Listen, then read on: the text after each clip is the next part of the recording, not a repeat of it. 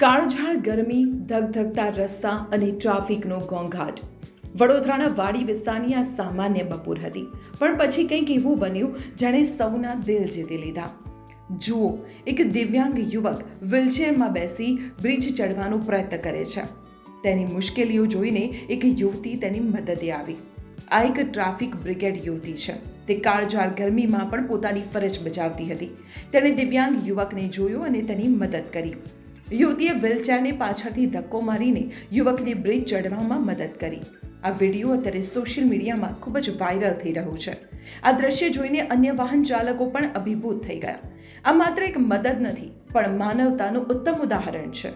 આ યુવતીએ બતાવ્યું છે કે ગમે તેટલી મુશ્કેલીઓ હોય, પણ જો આપણે ઈચ્છીએ તો કોઈની મદદ કરી શકીએ છીએ. આ ઘટના આપણને શીખવે છે કે આપણે પણ આપણી આસપાસના લોકોની મદદ કરવી જોઈએ.